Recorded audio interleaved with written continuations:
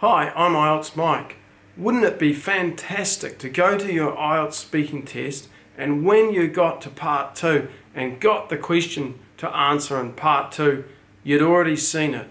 You'd already had time to think about it, to think about what you're going to say, to prepare some vocabulary, to prepare what ideas you're going to talk about, to even perhaps practice talking about it, to even perhaps have a model answer. Don't you think you're going to do much better than if you've never ever seen this question before? This is what this video is about. I'm going to be introducing to you some of the current questions that are in the IELTS test. Now, I'm going to create 5 videos because we've got a lot of questions to look at. I've divided them under the 5 themes that I've identified for the test. People, places, things, activities, experiences. If you want to see some of the other topics or themes, you can have a look below in the description at the links, or at the end of the video I'm going to provide you with links to the other videos. Describe something useful you borrowed. The most convenient and useful thing I borrowed recently was my friend's automobile. Last year, my girlfriend and I were invited to a past classmate's wedding and reception, a couple of 100 kilometers from where we live. The couple had met in high school and got engaged before he left to study at university. She had stayed behind in the village to work in the market near her home, and he would constantly chat with her on his smartphone when they were apart. Because the ceremony was being held in my classmate's rural village, there were no convenient public transportation options, so we asked to borrow my friend's car. We promised to return it washed and with a full tank of petrol, and since he did not need to use it for a while, he agreed to lend it to us. It was smooth sailing on the highways and roads, and it was great to escape the hustle and bustle of the city and enjoy the scenery and countryside. We stopped along the way at a farmer's market to take a break. The market was large, with merchants selling a huge variety of products, including local produce, flowers, clothing, and many things the locals might want to purchase. We had lunch and a refreshing iced tea before we bought a few things and continued on our way. The ceremony was awesome.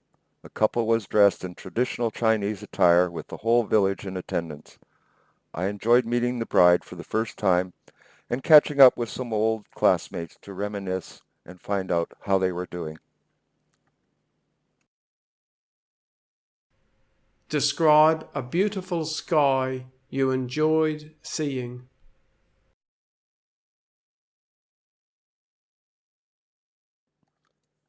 A few weeks ago, I heard that a huge meteor shower would be visible in the night sky over China.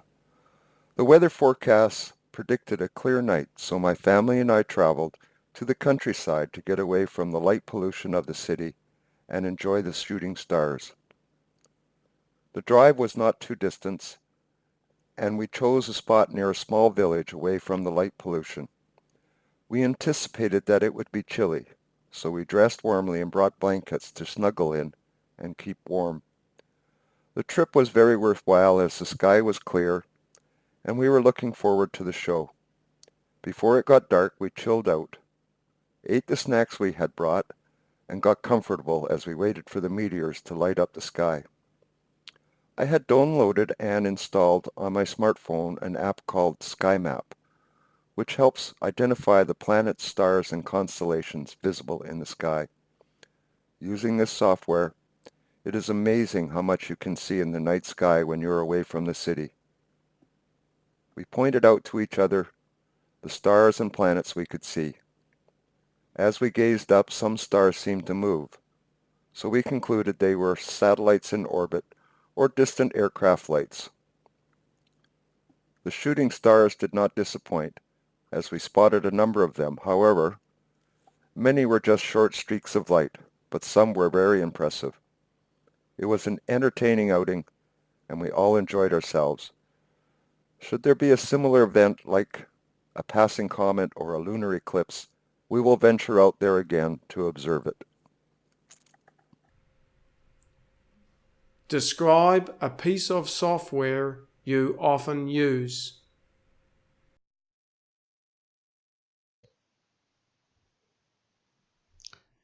The software that I would like to talk about is called Microsoft Publisher. I became aware of this through a friend introducing it to me.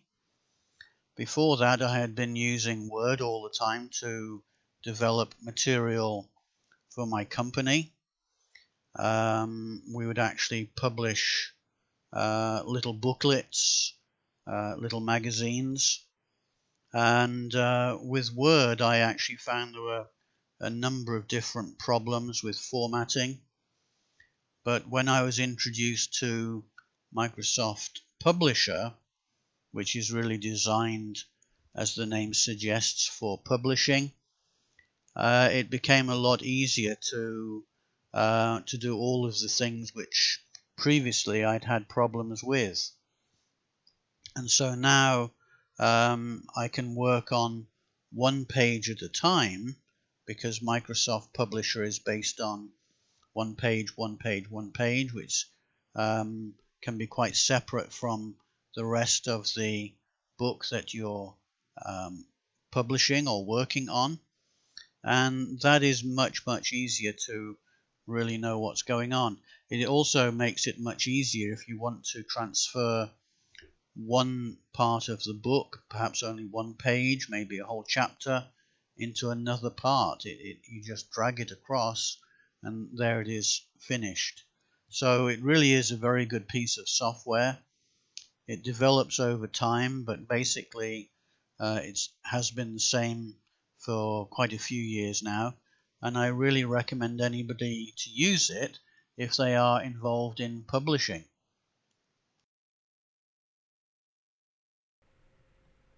Describe a TV program you liked when you were little. When I was little, I used to watch a TV series called Noddy, and it's all based on a character called Noddy, who was taken to a place called Toyland by Big Ears, and the whole TV series is about the adventures that Noddy has while she's living in Toyland. I first was introduced to it by my mother, who turned on the television one day and said, "I think you will like this." I said, "What is it?" And she said, "It's Noddy." And straight away I could see that this was going to be a very enjoyable 20 minutes or half an hour, however long the movie was, because it was very colourful. There were lots of different characters like Noddy himself, also PC Plod, Big Ears, but also I think there were some bad characters there as well in the forest that they would sometimes go into. Also, Noddy had a job delivering various things to people around Toyland, so he had this little car that he would go in, and sometimes he would take his friends to different places as well. And so that was one of my favorite TV series at the time. I haven't seen it for a long time, of course. I think I'm much too old to enjoy it now, but at the time it was really great. Describe a picture or photograph you like in your room. I recently traveled to Shanghai and visited the China Art Museum, which is housed in the former Expo 2010 China Pavilion. It is an impressive structure both in its size, being the largest museum in Asia, and its structure. Inside is spacious so it can accommodate the crowds of people that visit, usually on the weekend or during a holiday. The viewing areas are large also, and there are numerous places to sit and rest before proceeding to the next exhibit. Not only is the building itself a bold red color, the landscaping outside features many colorful flower beds that are breathtaking. I managed to get a good photograph of the exterior on my smartphone, as the lighting was excellent. After returning from my holidays, I bought a frame for the picture, and I keep it on my bedside as a reminder of my memorable trip. Entrance to the museum is free, and it features modern and contemporary works by Chinese artists, including traditional Chinese paintings, oil paintings, and sculptures. There is so much to see. If you are into art, you will need at least half a day to see everything, and that's just a scan. You will need a whole day or 2 days if you want to soak in all the details. After spending most of the day there, I was exhausted. I found a quiet restaurant which featured a delicious Peking duck dish, which I enjoyed very much, and then just chilled out with some drinks before returning to my hotel to get a much-needed rest. Describe a product or application which is based on artificial intelligence.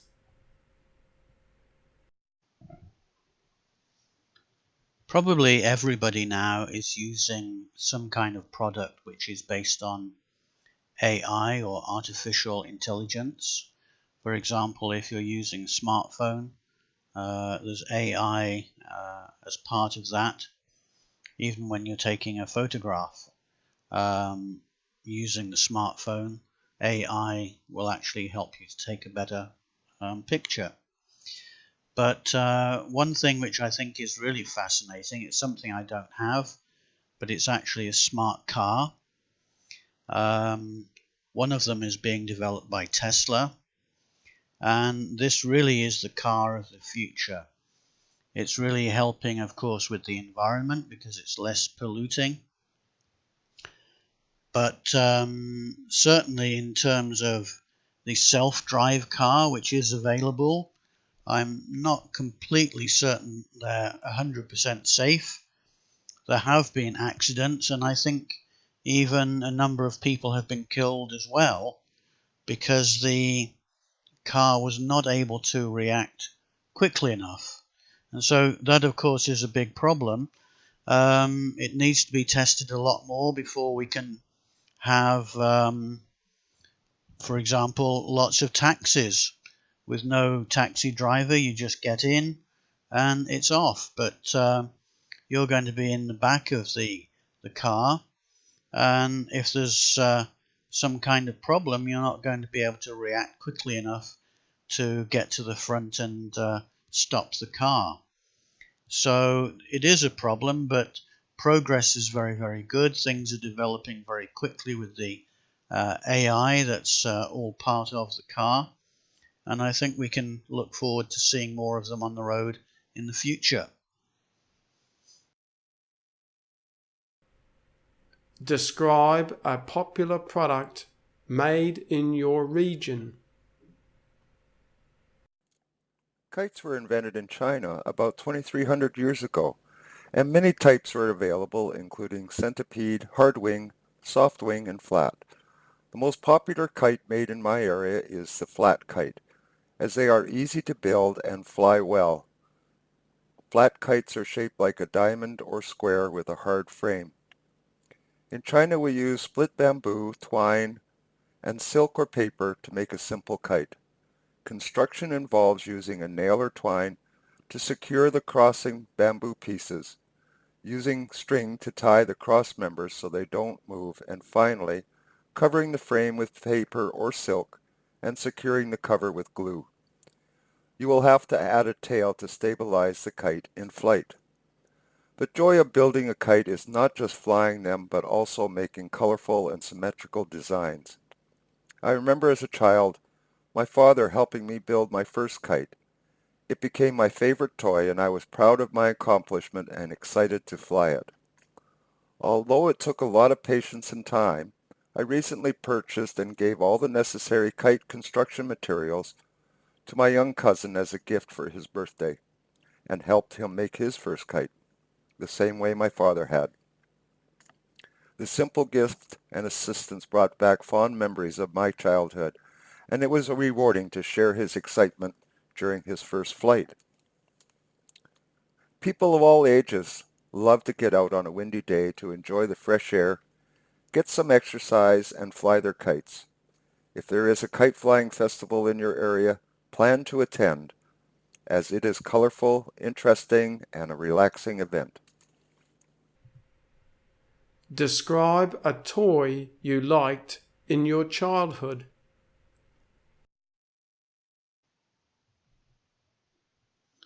I remember one toy that I was given on my birthday when I was 8 years old was a kite.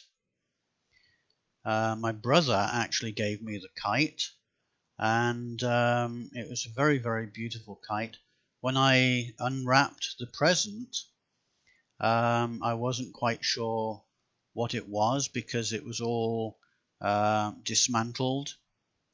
So all of the sticks were together and the kite itself was wrapped around the sticks. And so I wasn't really quite sure whether I was happy or not happy with the present. But when my mother started to put all of the pieces together, and I realized it was this beautiful, very colorful dragon kite, I was really very happy. And I think the same day we actually went out to a local park and started to fly the kite.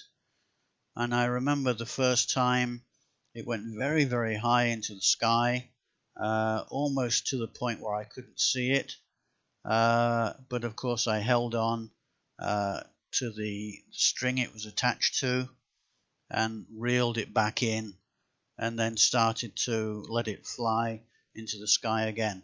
And I actually kept that kite for 3 or 4 years, if I remember correctly, and really played with it a lot with my brother, with my friends, and eventually it got stuck in a very tall tree and we couldn't get it back, so that was the end of the dragon kite.